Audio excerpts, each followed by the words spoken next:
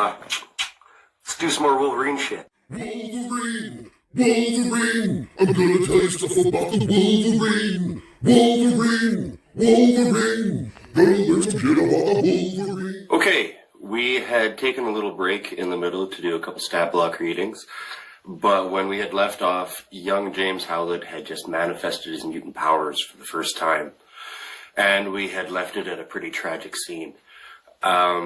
Thomas Logan, the groundskeeper of the Howlett estate, had been driven from the estate, him and his son Dog both, because Dog had acted out inappropriately against Rose, being jealous of the friendship of Rose and James, I imagine. He ended up causing his father his job. Thomas got just pissed drunk and decided to storm the estate and come get Elizabeth, James's mother, and take her away, quite romantically.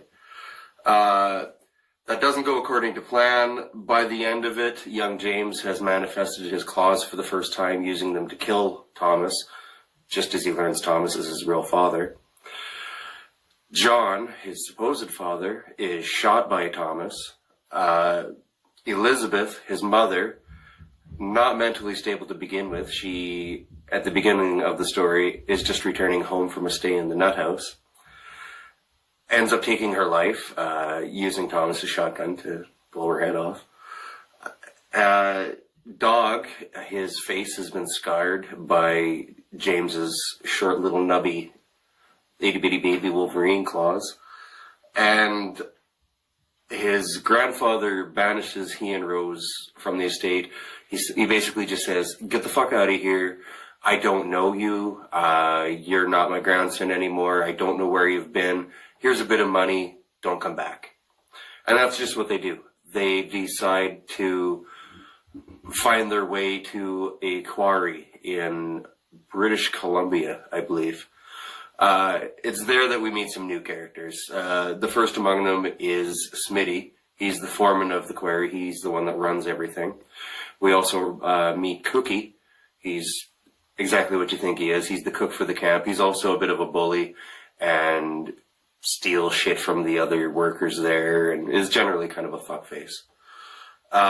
And by the end of the summer, James is starting to put on muscle. He's taken on the name Jim Logan, which he'll use for however long he's at this quarry. They're never really clear about that. But James grows up big and strong. Rose ends up taking a position doing the books for Smitty, and eventually the two of them become an item themselves. Logan is a bit jealous, but he works through this by joining a wolf pack, because of course he does, and by doing cage fights, which is where we find him in the first X-Men movie way back when. Eventually it comes to the point, because Smitty's one of these guys, he also does the cage fights. They end up coming up against each other. They have a pretty good fight, but they end up... Logan throws the fight and lets Smitty win, basically just to keep everything nice between him, Smitty, and Rose. Earlier in the story, after a long time being bullied by Cookie, he had actually taken out Cookie too, and kind of put him in his place. In any case, at the end of this big fight between him and Smitty, and everything seems to be going okay, and everybody's friends, and everything's going great at the camp, that's when his half-brother Dog has finally tracked them down. And he's come to, obviously, avenge his father's death, their father's death. It doesn't quite go that way. James is able to defend himself against Dog. But in the scuffle, Rose, unfortunately, ends up getting impaled on Logan's claws.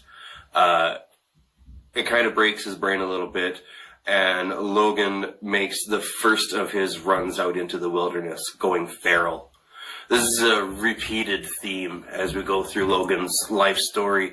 Basically, anytime a hugely traumatic event happens to this poor guy, he snaps and just turns into wild man.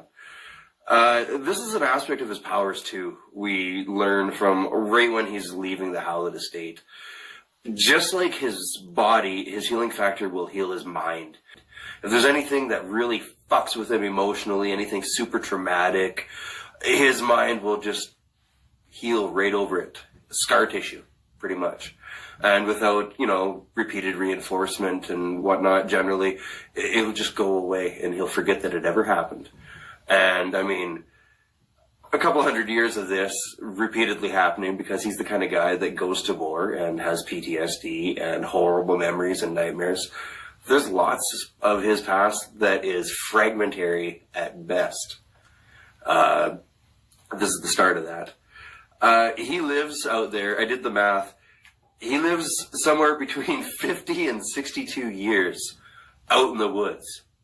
I believe it's during this time that he first encounters the hunter in darkness.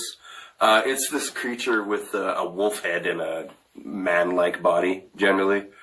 It's like a Native American mythological being. Or at least that's how it's explained in the comic. In any case, there's probably a few stories that come out of that. It's a huge chunk of time, but very few details. In any case, at the end of that indeterminate period of time, he ends up ending his wild man days being captured and being put into a circus. And that's pretty much where we end the first Origins trade paperback for Wolverine, and the second one begins. And we will dive into that second one in the very next broadcast. Wolverine! Wolverine! I'm gonna tell you stuff about the Wolverine! Wolverine! Wolverine! Gonna learn some shit about the Wolverine!